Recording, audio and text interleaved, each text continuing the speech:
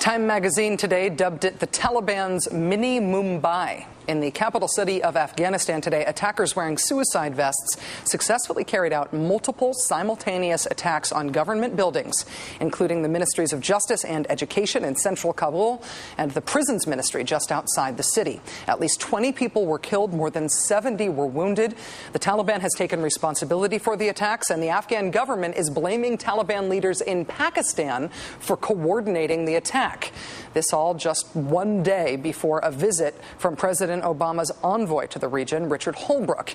It's actually turning out to be a fairly bloody trip for Mr. Holbrooke. Before going to Afghanistan, he has been in Pakistan. When he arrived in Peshawar, Pakistan today, a local politician was assassinated there in a bombing attack. Meanwhile, violence erupted again today after a relative lull in Baghdad. 18 Shiite pilgrims on their way to the holy site of Karbala for a religious festival were killed in a double car bomb explosion at a bus station in Baghdad. Another roadside bombing killing 2 more. The attacks coming less than 2 weeks after Iraq's provincial elections, the results of which sparked threats of violence, including assassination attempts against 4 of the winning candidates. As far as the U.S. role in Iraq going forward, well, NBC News chief foreign correspondent Richard Engel is in Baghdad, where he just got a close-up look at perhaps the biggest, most concrete indicator, literally, of the duration and character of America's expected involvement there, the massive new U.S. embassy. Richard Engel joins us live now. Nice to see you, Richard. Thank you so much for joining us. It is my pleasure. Good morning from still dark Baghdad. It's about 5:30 in the morning here, so pleasure to join you. Thanks for getting up early. Richard, what can you tell us about the bombings today in Baghdad, these attacks on these Shiite pilgrims? Not altogether unexpected. What happened is there are now several 100,000 Shiite pilgrims who either walk the 50 miles from Baghdad south to Karbala or take buses. This attack today took place at a bus station, most likely Sunni extremists who oppose Shiite identity, Shiite empowerment in Iraq, and the pilgrimage itself. So far, it's not expected as the kind of attack that is likely to trigger a wave of reciprocal violence, but it is something to be concerned about. In terms of contextualizing violence in Iraq and understanding the overall terror there, last time we spoke to you, it was right after the elections, where the results were still unclear when we talked.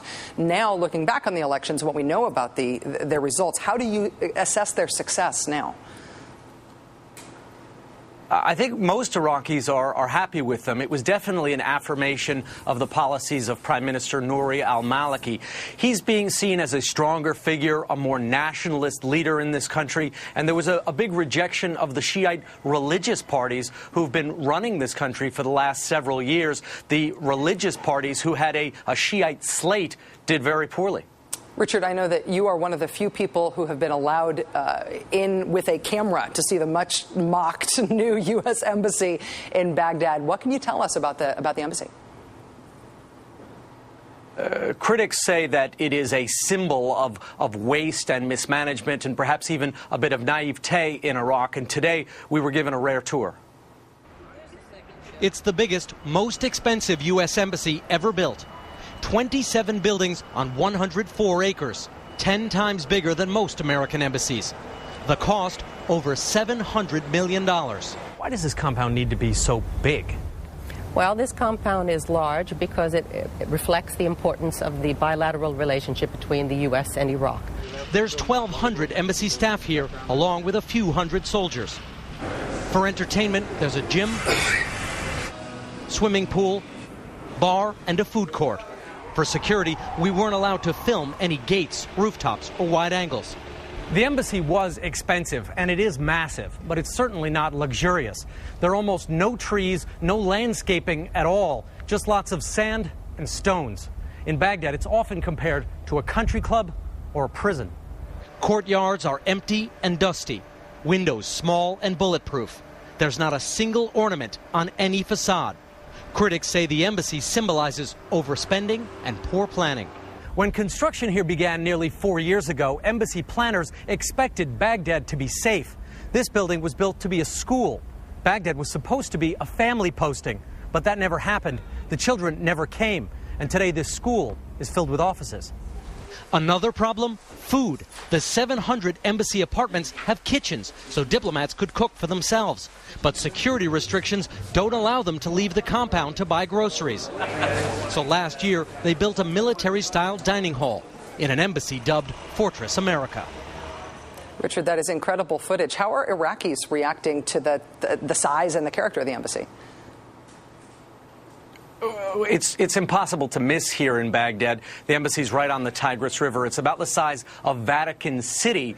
Most Iraqis don't have a negative reaction to it because they're not able to get anywhere near it. It's seen as very remote, perhaps the Emerald City at the end of the Yellow Brick Road. It is in a secure environment. It is inside the green zone, so it is something that Iraqis see from far away, and there's quite a bit of mystery shrouded around it. Richard, from all the traveling that you have done, all of the different U.S. postings that you have seen abroad, what does it say to you, the size and the character of this embassy? What does it say to you about our plans in Iraq and what sort of presence we're going to have there?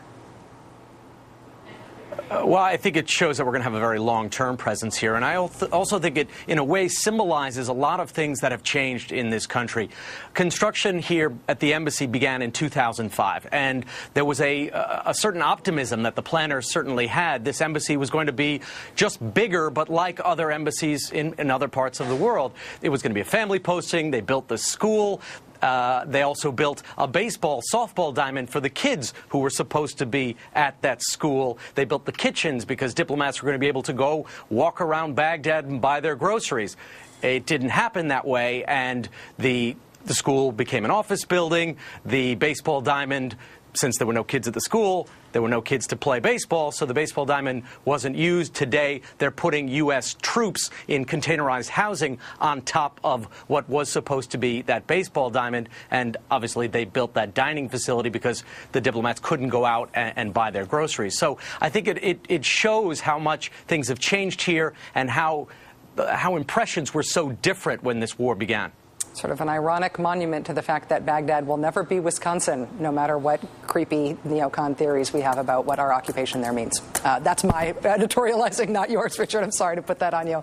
Richard Engel, NBC I expected no less, Rich. You know me. Richard Engel, NBC News chief foreign correspondent. Richard, thank you for the tour of the embassy and safe travels to you.